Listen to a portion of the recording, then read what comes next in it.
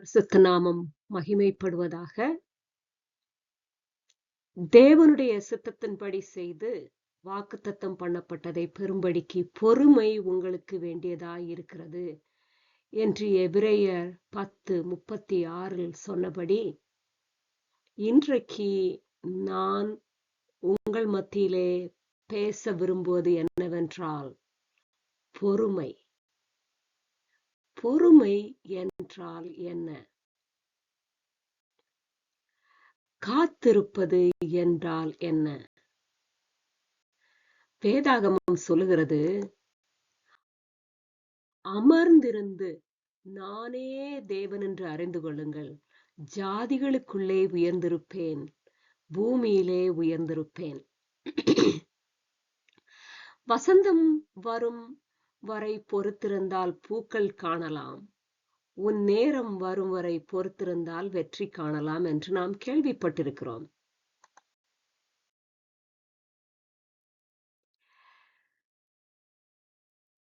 பலவிதமான திருக்குறள்கள் இல்லது சொற்கள் நாம் கேள்விப்பட்டிருக்கலாம். உனது எதிரியை அச்சுறுத்தும் வலிமையான ஆயுதங்களில் உன் மௌனமும் உன் பொறுமையும் முக்கியம் என்று நாம் கேள்விப்பட்டிருக்கலாம்.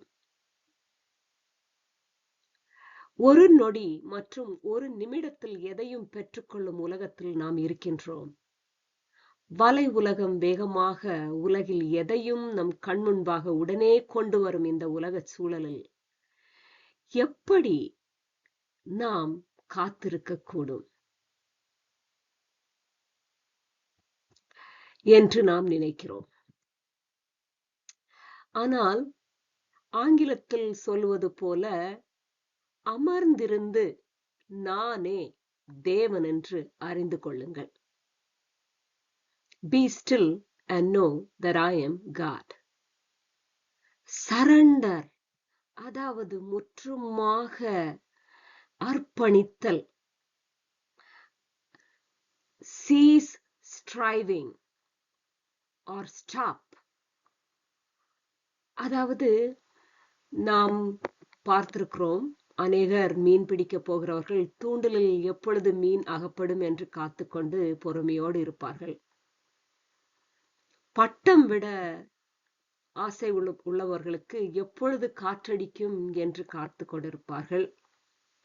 அல்லது விவசாயம் செய்யும் நபர்கள் எப்பொழுது மழை வரும் என்று காத்து கொண்டிருக்கிறார்கள். ஒவ்வொருவரும் ஒவ்வொரு விதத்தில் ஏதோ ஒரு காரியம் நடக்க காத்து கொண்டிருக்கின்றனர்.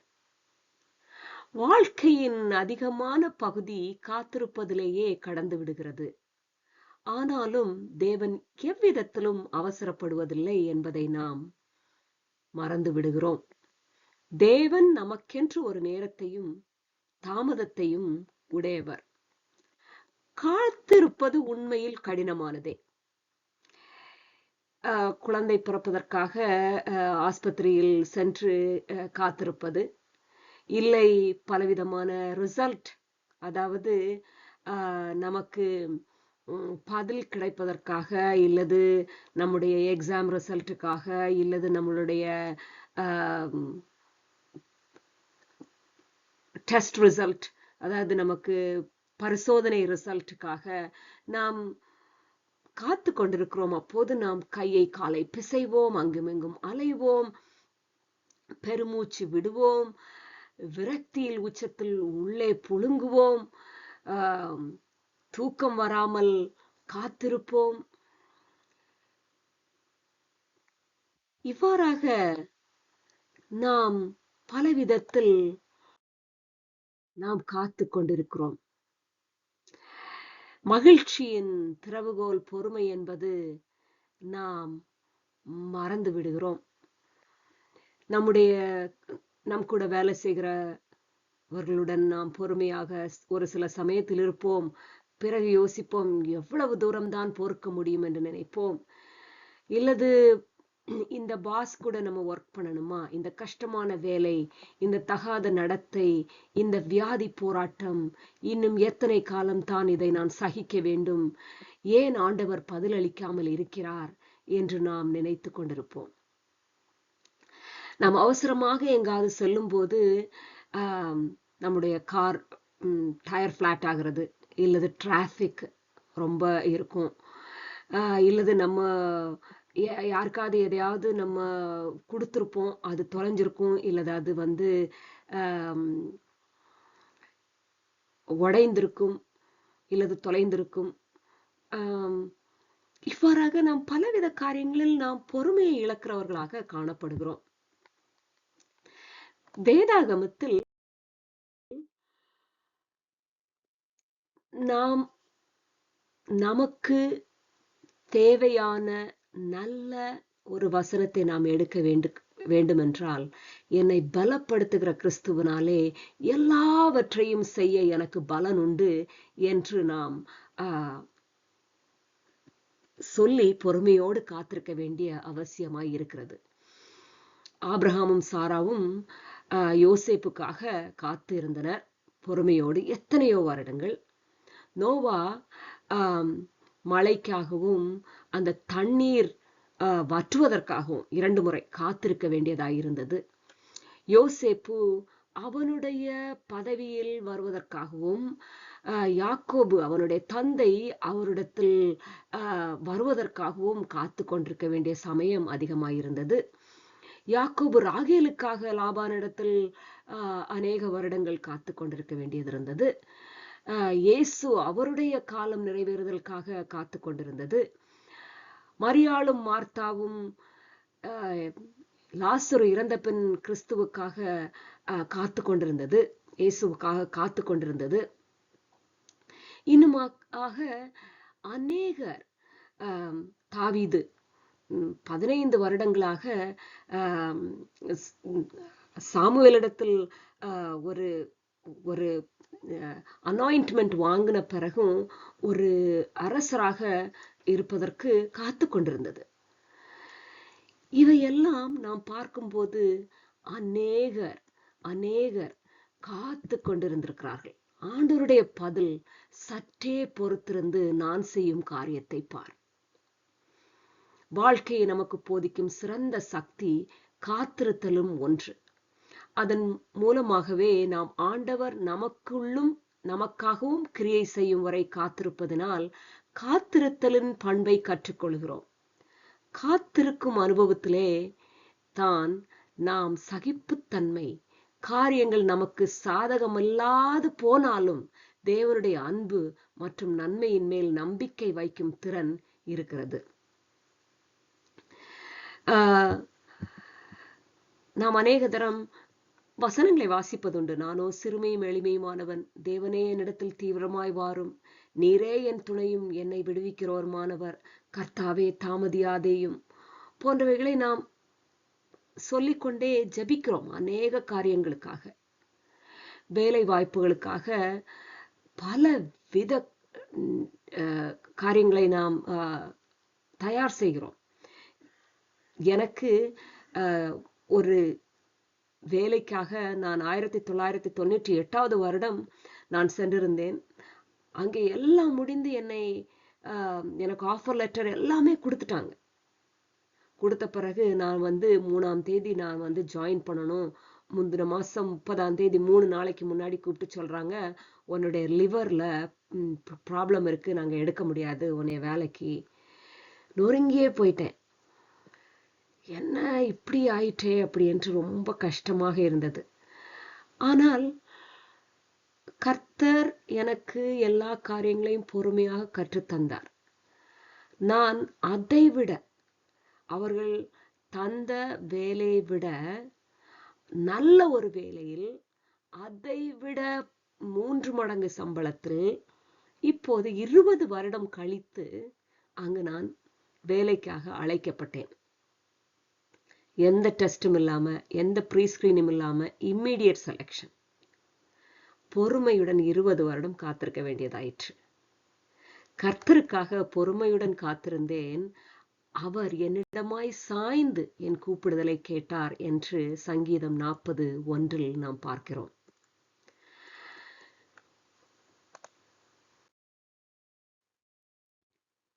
இப்போ நம்ம பொறுமையை பார்க்கும்போது அநேக வேத வசனங்கள் நாம் பார்க்கிறோம். சங்கீதம் 86:15 ஆனாலும் ஆண்டவரே நீர் உருக்கமும் இரக்கமும் நீடிய சாந்தமும் மிகுந்த கிருபையும் சத்தியமுள்ள தேவன் என்று சொல்லுகிறார். வெற்றியின் பாதையில் இருப்பவர்கள், பொறுமையுடன் இருப்பவர்கள் இறுதியில் வெற்றி பெற்று சிறப்பான தலைமை பண்புகளை பெறுகிறார்கள். அமைதியான மனநிலை, உணர்ச்சி வசப்படாமல் பிரச்சனைகளை சமாளிக்கும் மன வலிமையை தருகிறது. சவாலான காலங்களில் நிலத்தன்மை, தொடர் துன்பங்கள் மற்றும் நிகழ்ச்சிகளை கண்டு அஞ்சாமல் நிதானமாக செயல்பட உதவுகிறது. கர்த்தருக்கு காத்திருப்போர், ஏசாயா 30:18 ஆனாலும் உங்களுக்கு இறங்கும்படி கர்த்தர் காத்திருப்பார், உங்கள் மேல் மனதுருகும்படி எழுந்திருப்பார். கர்த்தர் நீதி செய்கிற தேவன், அவருக்கு காத்திருக்கிற அனைவரும் பாக்கியவான்கள். அதான் வேதாகமத்தில் பிடித்தமான வசனம். நீங்கள் அமர்ந்திருந்து நானே தேவன் என்று அறிந்து கொள்ளுங்கள், ஜாதிகளுக்குள்ளே உயர்ந்திருப்பேன், பூமியிலே உயர்ந்திருப்பேன்.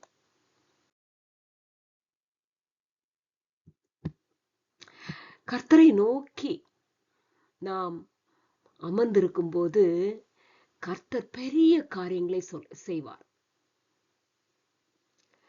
அநேக வசனங்கள் அதை நமக்கு சாதகமாக காட்டுகிறது. ஆனாலும் உங்களுக்கு இறங்கும்படி கர்த்தர் காத்திருப்பார், உங்கள் மேல் மனதுருகும்படி எழுந்திருப்பார். கர்த்தர் நீதி செய்கிற தேவன், அவருக்கு காத்திருக்கிற அனைவரும் பாக்கியவான்கள். இன்னுமாக சங்கீதம் 37:7 கர்த்தரை நோக்கி அமர்ந்து அவருக்கு காத்திரு, காரிய சித்தி உள்ளவன் மேலும் தீவினைகளை செய்கிற மனுஷர் மேலும் எரிச்சலாகாதே. நான் சாந்தமும் மனத்தாழ்மையுமாயிருக்கிறேன், என் நுகத்தை உங்கள் மேல் ஏற்றுக்கொண்டு என்னிடத்தில் கற்றுக்கொள்ளுங்கள். கர்த்தருடைய பொறுமையை நாம் கற்றுக்கொள்ள வேண்டும். உங்கள் ஆத்துமாக்களுக்கு இளைப்பாறுதல் கிடைக்கும். கர்த்தருக்கு காத்திருக்கிறவர்களோ புது பலன் அடைந்து கழுகுகளைப் போல் செட்டைகளை அடித்து எழும்புவார்கள். அவர்கள் ஓடினாலும் இளைப்படையார்கள், நடந்தாலும் சோர்ந்து போகார்கள். நான் இன்றைக்கு உங்கள் மத்தியில பேசுவதற்காக கான்சென்ட்ரேட் பண்ற வசனம் என்னன்னா, கர்த்தருக்கு காத்திருக்கிறவர்களோ புது பலன் அடைந்து கழுகுகளைப் போல செட்டைகளை அடித்து எழும்புவார்கள். அவர்கள் ஓடினாலும் இளைப்படையார்கள், நடந்தாலும் சோர்ந்து போகார்கள்.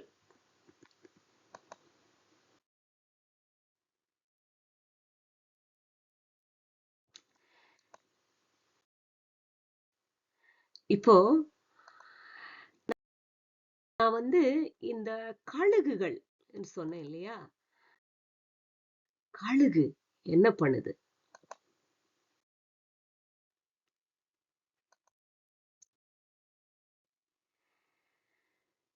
இந்த கர்த்தருக்கு காத்திருக்கிறவர்களோ புது பலன் அடைந்து கழுகுகளைப் போல செட்டைகளை அடித்து எழும்புவார்கள். அவர்கள் ஓடினாலும் இளைப்படையார்கள், நடந்தாலும் சோர்ந்து போகார்கள். கழுகு மேலே உயர்ந்து பறக்குது. நல்ல பலனுடைய மிருகம்.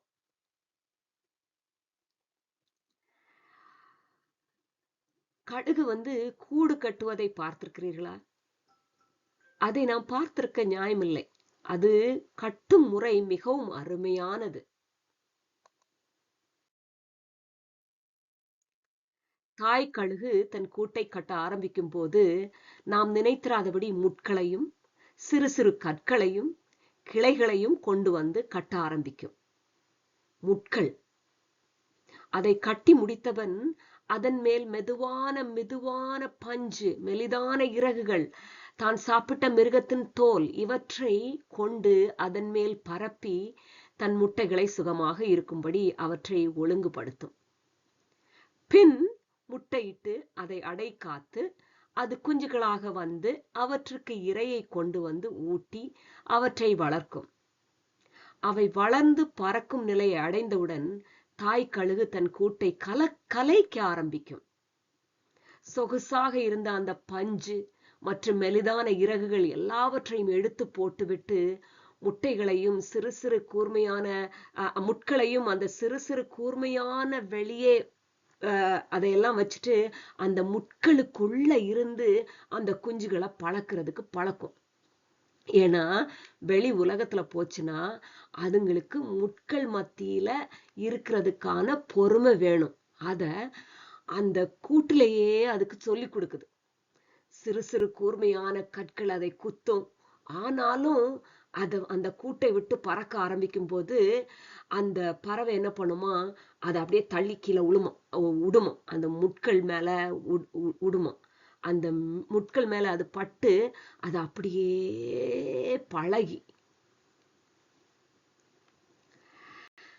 சோ இந்த கழுகு இவ்வாறாக அதோடைய கூடை கட்டுமா. கூடை கட்டி அது மலை உச்சியில பாறைகள் மேல கூடை கட்டும். கஷ்டமா இருக்கும். குளிர்னா பயங்கர குளிரா இருக்கும், சூடுனா பயங்கர சூடா இருக்கும். அந்த கூடு வழுகி விழா சான்சஸ் இருக்கு. அப்படி இருந்தாலும் பொறுமையா இருந்த எவ்வளவு அந்த கூடு வழுகி கீழே விழுந்தாலும் அதை பொறுமையா இருந்து கட்டும்.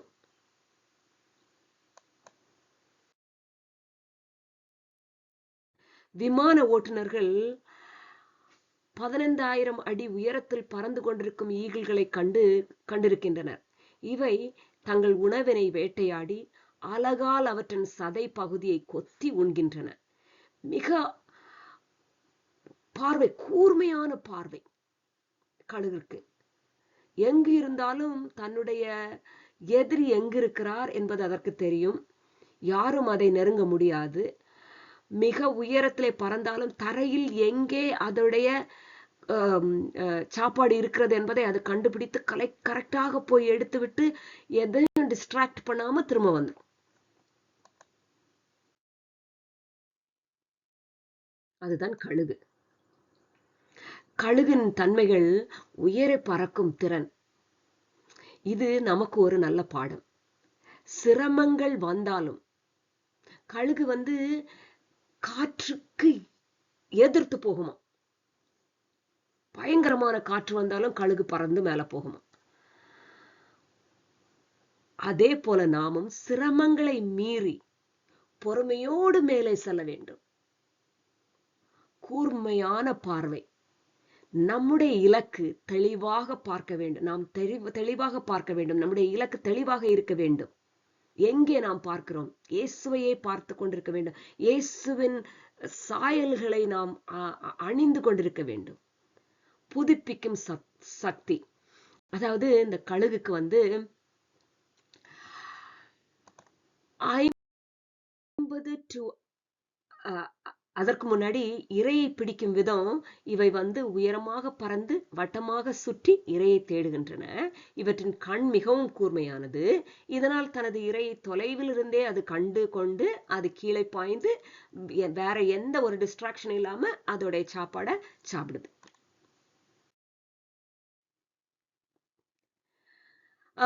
கூடு கட்டுறதும் எந்த டிஸ்ட்ராக்ஷனும் இல்லாம ஒரு மலை உச்சியில போய் இருக்கு. அதோடைய நோக்கம் என்னமோ அந்த நோக்கத்தை அது இது பண்ணி அதை ஃபோக்கஸ் பண்ணி அதுல இருந்து எந்த விதமான யாருமே தொந்தரவு வராத இடத்துல போய் உக்காந்து தனியா அமர்ந்திருந்து பொறுமையா இருந்து முட்டையை போடுது. முட்டையை போட்டு எல்லா காரியங்களையும் அந்த குஞ்சையும் அது பார்த்துக்குது. சரியா? என்ன தடுமாற்றங்கள் வந்தாலும், என்ன ஆப்ஸ்டிக்கிள் வந்தாலும் கழுகுகள் மாறுவதில்லை. இடத்தையோ அதோடைய ஃபோக்கஸையும் அது மாத்துறதில்லை.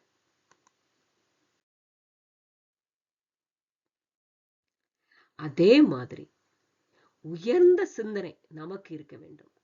உலக சிக்கல்களில் சிக்காமல் தேவனை நோக்கி கவனம் வைத்தல். ஆவிக்குரிய பார்வை. நமக்கு உயர்ந்த சிந்தனை இருக்க வேண்டும்.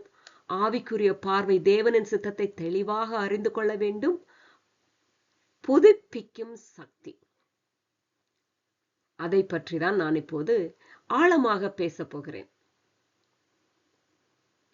ஜபம், வசனம், ஆராதனை மூலம் ஆவிக்குரிய பலம் பெறுதல்.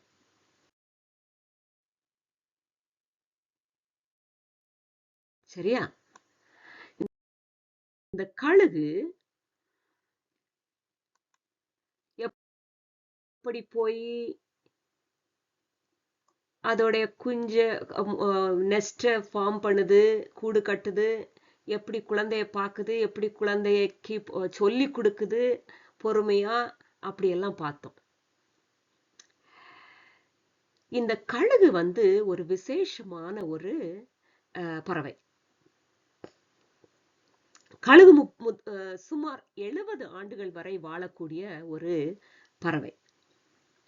ஆனால் அது 30 to 40 வயதை எட்டும் போது அதன் உடல் பலவீனம் அடைகிறது.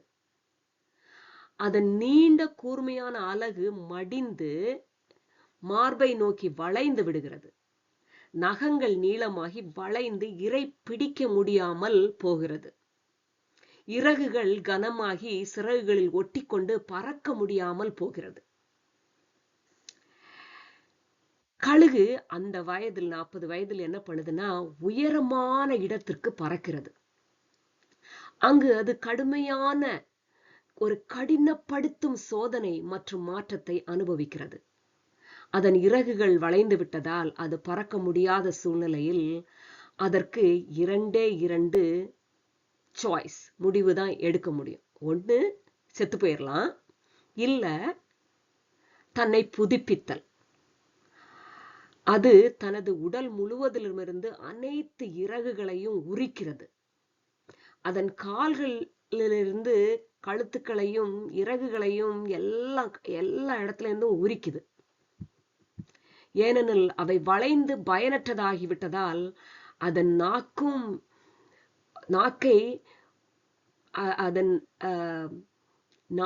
அந்த மூக்கை அது போய் ஒரு பாறையில் வைத்து உடைக்கிறது. ஏனென்றால் இந்த பழைய அலகு, இரைகள், நகங்கள் ஒன்றும் பயனற்றதாக இருக்கிறது. ஒவ்வொன்றும் பயனற்றதாக இருக்கிறது. அதனால் இந்த நிலையில் தான் கழுகுக்கு சவால்கள் காத்திருக்கின்றன. ஒன்று இறந்து விடுவது, மற்றொன்று தன் அலகு மற்றும் இறகுகளை புதுப்பிக்க வலுமிக்க ஒரு நிகழ்விற்கு தன்னை தயார் செய்வது. பழையன கழிதலும் புதிதன புகுதலும் இருக்க வேண்டும் என்று பழமொழிக்கு ஏற்ப கழுகு உயர்ந்த மலைப்பகுதிக்கு சென்று பாறைகளில் தன் அலகை கொண்டு முட்டி மோதி அலகை உடைக்கும். பின்னர் புதிய அலகு வளரும் வரை தன் கூட்டிலேயே தனித்திருக்கும், காத்திருக்கும். அநேக நாட்கள். புதிய அலகு வளர்ந்த பின் இறகுகளை பீத்தெடுக்கும். அதை பீத்து எடுத்து சுமார் 5 மாதங்களுக்கு பிறகு புதிய இறகுகள் முளைக்க ஆரம்பிக்கும்.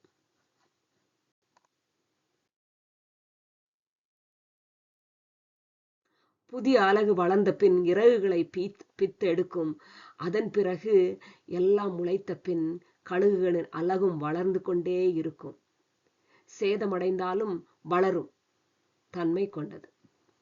வலிகளையும் குளிரையும் பனியையும் வெயிலையும் தாங்கி அது புதுப்பிக்கிறதற்காக காத்து கொண்டிருக்கும். இந்த வேதனைகளை அனுபவித்த பின்னர் இன்னும் கழுகு 30 ஆண்டுகள் வாழ தகுதி உள்ளதாக மாறும்.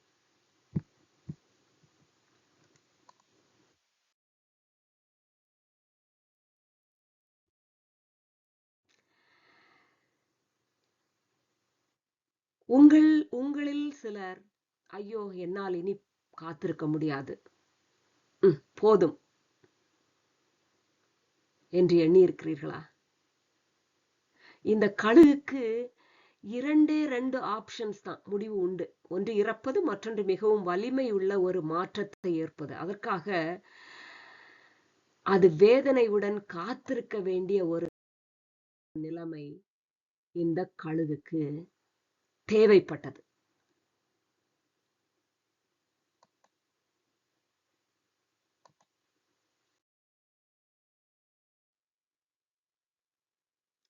மாற்றம் ஒன்றே மாறாதது. மாற்றத்திற்கான வழி, கழுகு உயிர் வாழ ஒரே வழி.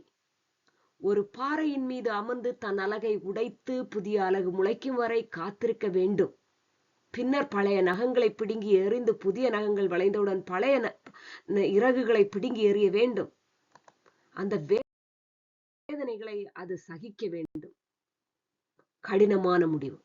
30 வயது எட்டும் போது கழுகின் நீண்ட நகங்கள் எல்லாம் வேதனைக்கு ஆகிறது.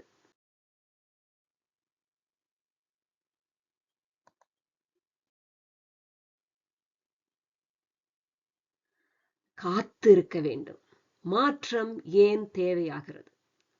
பலமுறை உயிர் வாழ்வதற்கு நாம் மாற்றம் வேண்டும்.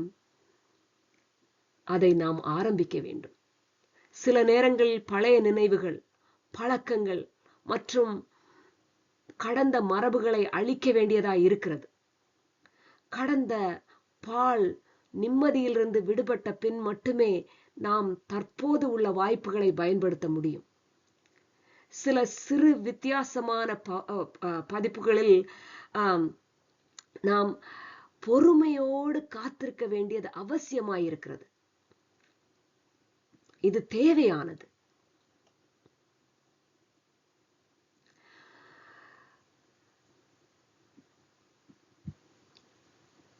வானிலிருந்து இடி விழுவதையும் நாம் ஒரு பாரமாக சில வேளை நினைப்பது உண்டு. ஐயோ, இடி விழப் போகிறதே. குழப்பங்கள் நிறைந்த நம்முடைய நாட்களில் இடி முழக்கங்கள் வருவது சாதாரணம். அமைதியாக வாழ்க்கை எப்போதும் அமைவதில்லை. நீங்கள் அமர்ந்திருந்து நானே தேவன் என்று அறிந்து கொள்ளுங்கள். சங்கீதக்காரன் வேறொரு முறையில் தேவனை அறிந்து கொள்ள அழைக்கின்றார். நம்முடைய முயற்சிகளை எல்லாம் விட்டுவிட்டு தேவனை அறிந்து கொள்ள அழைக்கின்றார். நாம் அமர்ந்திருந்து தேவனை அறிந்து கொள்ள வேண்டும். ஏனென்றால் தேவன் நின்று விடவில்லை. நமக்கு நிலையான மாறாத பாதுகாவலையும் சமாதானத்தையும் தருகிற தேவனுடைய வல்லமையை வந்து பாருங்கள் என்கிறார். அவர் உங்கள் முன் சென்று கோணலானவைகளை செவ்வையாக்குகிறார். ஆகவே உங்கள் எதிர்காலத்தை குறித்து கவலையோடு இருக்கிறீர்களா? சில காரியங்களில் வெகு நாட்களாய் போராடி கொண்டிருக்கிறீர்களா? உங்களுக்கு நெருங்கினவர்கள், உங்களுக்கு அருமையானவர்கள், உங்களிடத்தில் அன்பாய் இருந்தவர்கள் உங்களை விட்டு பிரிந்து பல நாட்களாக பேசாமல், பல நாட்களாக உங்களிடத்தில் விரோதம் கொண்டு இருக்கிறார்களா? காத்திருங்கள். உங்கள் பிள்ளைகள் உங்களுக்கு பிரச்சனைகளை கொடுக்கிறார்களா? இல்லை வியாதி உங்களை நெருக்குகின்றதா? இல்லை நீங்கள் பலவிதமான பணப்பிரச்சனைகளினாலும் மற்றும் உங்கள் குடும்பங்களில் பிரச்சனைகளினாலும் அநேக நாட்கள் காத்து கொண்டிருக்கிறீர்களா? இன்னும் காத்து கொண்டிருங்கள். கர்த்தர் ஏற்ற நேரத்தில் பதிலளிப்பார். அந்தந்த காலத்திலே நேர்த்தியாக காரியங்களை செய்கிற தேவன் உங்களை கவனித்துக் கொண்டுதான் இருக்கிறார். அமர்ந்திருந்து நானே தேவன் என்று அறிந்து கொள்ளுங்கள்.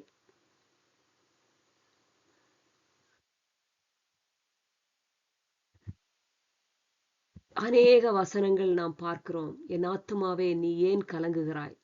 ஏன் எனக்குள் தியங்குகிறாய்? தேவனை நோக்கி காத்திரு. என் சமூகத்திற்கு ரட்சிப்பும் தேவனாய் இருக்கிறவரை நான் இன்னும் துதிப்பேன். என்னுடைய வாழ்க்கையில் கூட நான் ஒரு காரியத்திற்காக 15 வருடங்கள் ஜெபிக்க வேண்டியதா இருந்தது. எனக்கு நெருங்கினவர்கள், எனக்கு அன்பான ஒருவர் அநேக ஆண்டுகளாக என்னிடத்தில் கோபமாகவும் என்னிடத்தில் மிகவும் எரிச்சலாகவும் இருந்தபோது நான் ஜெபித்துக் கொண்டே இருந்தேன் 15 வருடங்கள்.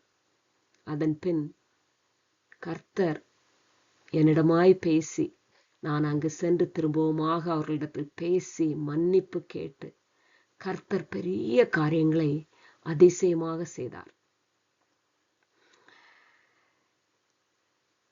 கர்த்தருக்கு காத்திருக்கும் போது நம்முடைய உடல் உள்ளம் எல்லாம் புதுப்பிக்கப்பட வேண்டும். இது மனித முயற்சியால் ஆகாதது, தேவனுக்காக காத்திருப்பதிலேயே நிகழ்கிறது என்பதை வலியுறுத்துகிறது. இந்த காத்திருப்பு செயலற்றதல்ல, மாறாக உருமாற்றத்திற்கும் உள்ளாகும் போதே தேவனை நம்புவதை குறிக்கிறது.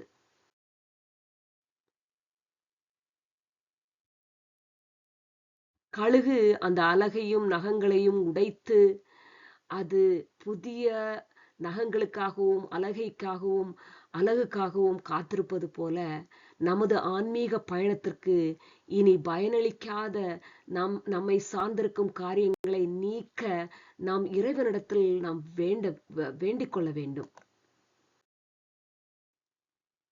கடந்த காலத்தையும் பாவம் அல்லது பழைய மந்தமான பழக்க வழக்கங்களையும் பெரும் சுமையையும் கைவிடுவதை நாம் நாட வேண்டும்.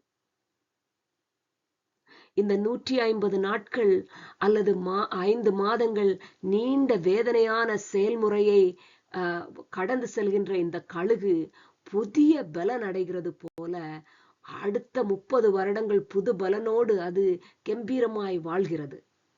அதுபோல நமக்கும் கர்த்தர் நாம் மாற்றத்தை நாம் தேடிக்கொண்டோமானால், பொறுமையுடன் நாம் காத்திருந்து வாழ்வை நாம் தேடிக்கொண்டோமே ஆனால், நம் வாழ்க்கையிலும் பழைய தேவையற்ற பழக்கங்கள், தேவையற்ற காரியங்கள், வலிகள், வேதனைகள், கடினமான சூழ்நிலைகளை துறந்து புதிய மாற்றங்களை ஏற்றுக்கொண்டால் நாமும் புதிய பலத்துடன் சிறந்து விளங்கலாம்.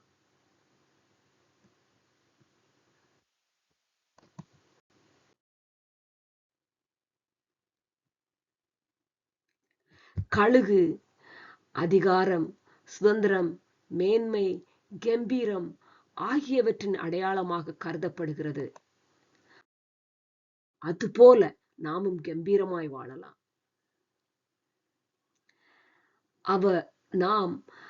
அவர் பாதத்தில் அமர்ந்திருக்கும் போது அவருக்கு பிரியமானதை செய்ய நமது மனம் நினைக்கும். காத்திருக்கும் ஆத்துமாதான் சகலத்திலும் தேவனை காண்கிறது, எவ்விடத்திலும் தேவன் இருக்கிறார் என்றே உணர்கிறது, இந்த காரியத்தையும் தேவன் நடத்துகிறார் என்று ஒத்துக்கொள்கிறது. தேவனிடத்தில் நாம் காத்திருக்கும் போது எக்காலத்திலும் எந்த மோசமான சூழ்நிலையிலும் நாம் தப்பிக்கலாம், எந்த சோதனையிலும் வெற்றி பெறலாம். கர்த்தர் நம்முடைய நியமங்களின் மூலம் நம்மை மேன்மைப்படுத்துவார். ஜாக்கிரதையுடன் நாம் வாழலாம். உத்தம வேலைக்காரி தன் எஜமாட்டியினிடத்தில் பட்சமுள்ள பிள்ளை தன் பிரிய தகப்பனிடத்திலும் காத்திருப்பது போல காத்திரு என்று சொல்கிறது. நீ காத்திருப்பது அவருக்கு பிரியமானபடியால் அவரிடத்தில் காத்திரு. காத்திரு என்று உன்னிடம் அவர் சொன்னதால் காத்திரு. அவர் இரக்கம் காண்பிக்கும் நேரத்திற்காக காத்திரு. அவருக்காக காத்திருப்பவர்கள் வெட்கப்பட மாட்டார்கள். கர்த்தரிடம் காத்திரு, திடமனதாயிரு, அதுவே பலன். இனி ஆத்துமாவே, இன்று தேவனிடத்தில் காத்திருந்தாயே, வெற்றி உனக்கு கிடைக்கும் என்று மன திருப்தியோடு இரு. கர்த்தர் அந்த சுகங்களை எடுத்துவிட்டு நம்மை பறக்க ஆயத்தப்படுத்தினால் அவரை குற்றம் சொல்லாதிருங்கள். நாம் பறந்து நம் காலில் நிற்பதையே கர்த்தர் விரும்புகிறார். நாம் நம்மால் என்ற அளவு எவ்வளவு தூரம் பறந்து செல்ல முடியுமோ அவ்வளவு தூரம் பறந்து செல்வதையே தேவன் விரும்புகிறார். இன்னும் சொல்லப்போனால் நாம் நம்முடைய பிரச்சனைகள், பாடுகள், போராட்டங்கள் எல்லாவற்றையும் விட்டு உயரத்தில் தேவனோடு உறவாடி நம்மால் இயன்ற அளவு அவருக்குள் வருவதையே கர்த்தர் விரும்புகிறார்.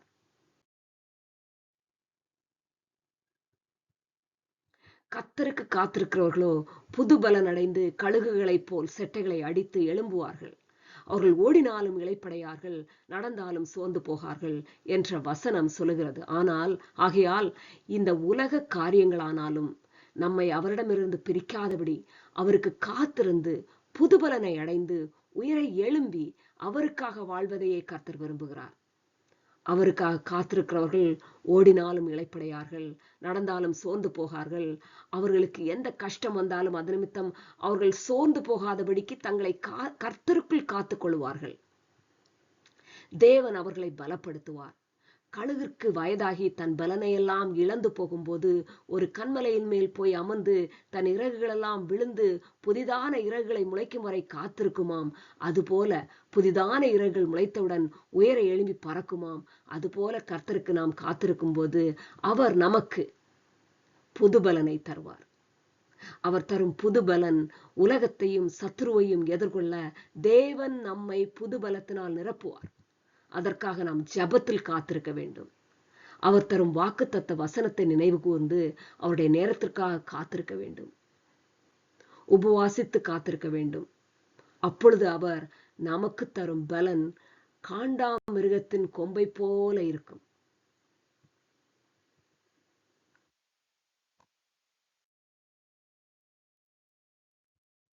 தினசரி ஜெபத்திலும் தேவனின் வலிமையை நாடுங்கள். சவால்கள் வரும்போது அதை மேற்கொள்ளுங்கள். தேவனின் பார்வையில் காணுங்கள். ஆன்மீக வளர்ச்சிக்காக பழைய பழக்கங்களை விட்டுவிடுங்கள். இந்த உலக காரியங்களானாலும் நம்மை அவரிடமிருந்து பிரிக்காதபடி அவருக்கு காத்திருந்து புதுபலனை அடைந்து உயரே எழும்பி அவருக்காக வாழ்வதையே கர்த்தர் விரும்புகிறார். அவருக்கு காத்திருக்கிறவர்கள் ஓடினாலும் இளைப்பை அடையார்கள், நடந்தாலும் சோர்வடையார்கள். எந்த கஷ்டம் வந்தாலும் அது நிமித்தம் அவர்கள் சோர்ந்து போகாதபடிக்கு தங்களை கர்த்தருக்குள் காத்துக் கொள்வார்கள். நம் வாழ்வில் துன்பம் என்னும் ஒரு செயல்முறையை கடந்துதான் நாம் வர வேண்டும். துன்பம் இல்லாமல் நமக்கு வாழ்க்கை இல்லை. துயரம் இல்லாமல் வாழ்க்கை இல்லை. கஷ்டம் இல்லாமல் வாழ்க்கை இல்லை. பலவிதமான பிரச்சனைகள் நம் வாழ்க்கையில் உண்டு. அநேகர் பலவிதமான போராட்டங்களில் இருப்பீர்கள். ஒன்றா இரண்டா பிரச்சனைகள் சொல்ல முடியாது. சிலர் சொல்லுவார்கள், அது ஒரு பெரிய கதை, என் வாழ்க்கையே ஒரு கதை என்று சொல்லுவார்கள். கழுகு கூட்டில் அமர்வதை போல நம் வலிமையை புதுப்பித்துக் கொள்ள தைரியமும் உறுதியும் தேவைப்படும். அந்த செயல்முறையிலும் நம் விசுவாசத்தின் சோதனையிலும் நான் தோல்வி அடையாமல் நமக்காக காத்திருக்கும் வெற்றியை நாமும் வென்று விடுவோம். நாம் சோர்ந்து போகாதவரை மறுபிறப்பு என்பது புதிய தொடக்கங்கள், புதிய பருவங்கள், புதிய ஆசீர்வாதங்கள் ஆகும். என்னுடைய வாழ்க்கையில் நான் காத்திருந்து அநேக காரியங்களை பெற்றிருக்கிறேன். என்னுடைய அம்மா வாழ்க்கையில் அவர்கள் அநேக வருடம் ஜெபத்திலே தரித்திருந்து அநேக ஆசீர்வாதங்களை பெற்றிருக்கிறார்கள். உங்களாலும் முடியும். கழுகினிடத்தில் பாடத்தை கற்றுக்கொள்ளுங்கள். தேவனோடு தரித்திருங்கள். மாற்றத்தை எதிர்நோக்கி மாறுங்கள். கர்த்தரோடு அமர்ந்திருங்கள். நாம் கர்த்தருக்கு காத்திருக்கும் போது புதுபலன் அடைந்திடுவோம். ஜெபம் செய்வோம். எங்களை நேசிக்கிற நல்ல தகப்பனே, உம்மை துதிக்கிறோம். நாங்கள் பலனற்று போனவர்களாய் இருந்தாலும் உமக்கு காத்திருக்கும் போது நீர் எங்களை புது பலத்தால் நிரப்புவதற்காக உமக்கு ஸ்தோத்திரம். நீர் எங்களுக்கு கழுகுக்கு சமானமா எங்களுடைய வயதாக நீர் எங்களை மாற்றுகிறபடியால் உம்மை நன்றியோடு துதிக்கிறோம். உமக்கு காத்திருந்து புதுபலனை பெற்றுக்கொள்ள எங்களுக்கு கிருபை செய்யும். எங்கள் ஜெபத்தை கேட்டு எங்களுக்கு பதில் கொடுப்பவரே உமக்கு நன்றி. இயேசு கிறிஸ்துவின் நாமத்தில் ஜெபிக்கிறோம் எங்கள் ஜீவனுள்ள